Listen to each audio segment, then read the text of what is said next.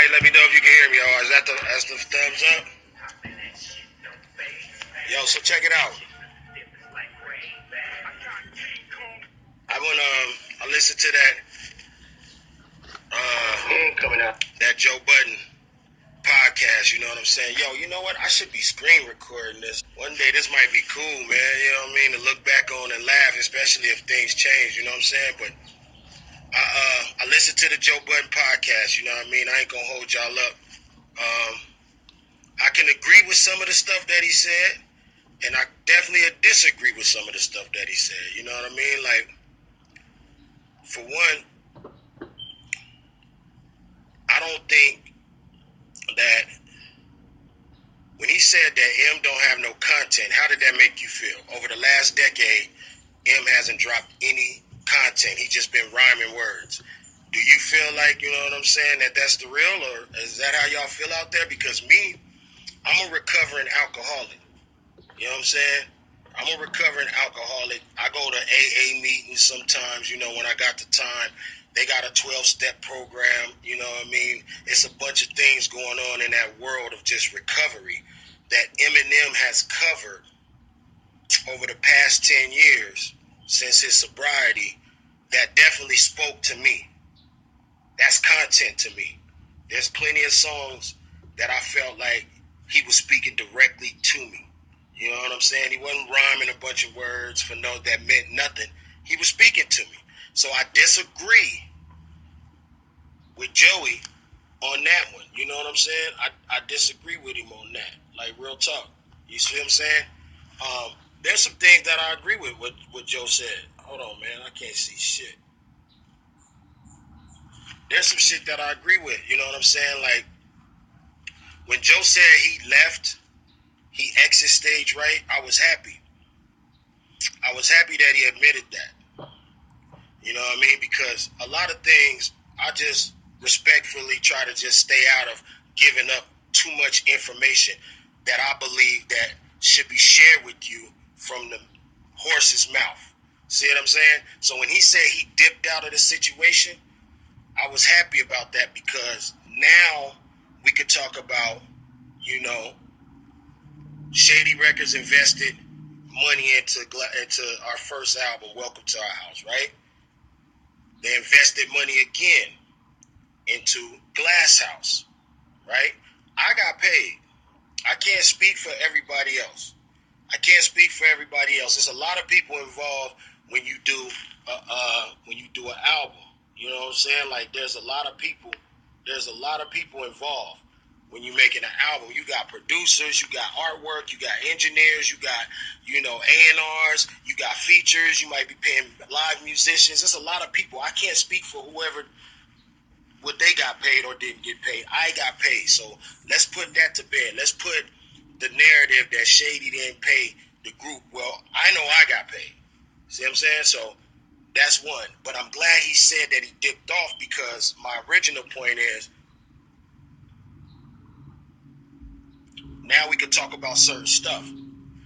Mentally, he bounced. He left the label. He left Slaughterhouse. But he didn't communicate that with us. If we brothers, we supposed to sit down at the table and talk. Communication run the nation. We know that.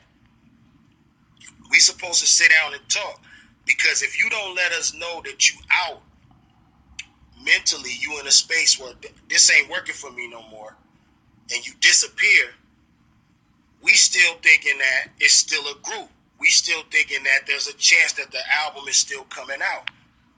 We still believing that, you know, there's a way to fix things or any problems, or, you know, and we still working.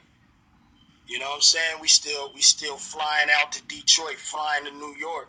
For me, leaving Cali, putting in work in the studio for an album that's never gonna come out because Joe already left mentally. He just didn't tell nobody. If he would have told us, I would have been like, all right, cool, well, shit.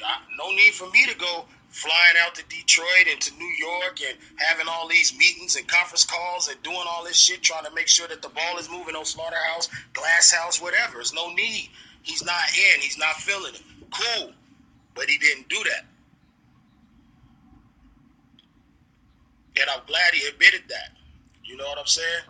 He didn't do that. So, anyway, me and Royce put together a lot of music for Slaughterhouse that y'all never heard. You know what I mean? We put a lot of music together. We met up in Detroit. All of us were supposed to be in Detroit. It ended up being just me and Royce. And so we said, you know what? Maybe they'll come around later.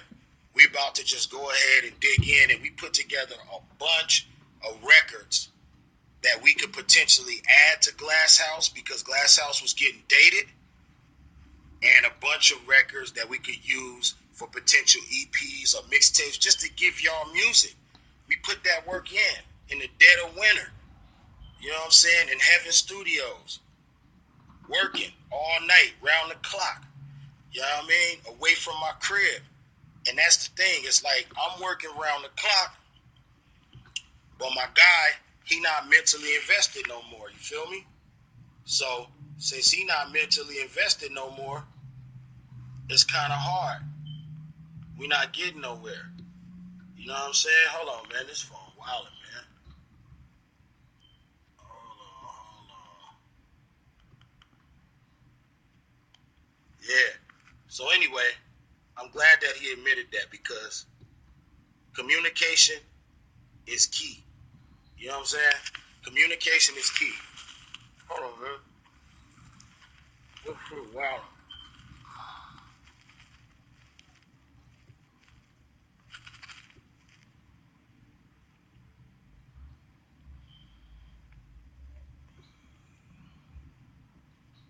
I don't know. This shit is wildin'. Anyway, communication is key.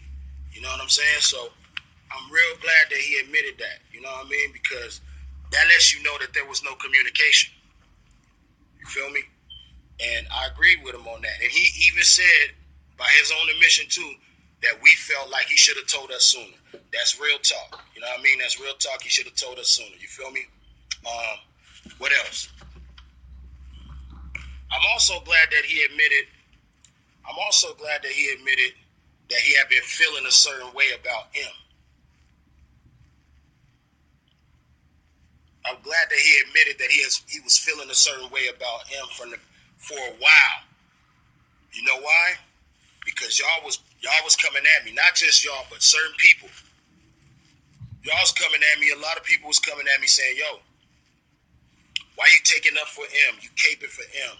You caping for Shady." When I'm sorry, y'all. When Joe did his revival criticism, you know what I'm saying? See, I knew something that the public didn't know. I knew that there was something there that Joe had an issue with the label and M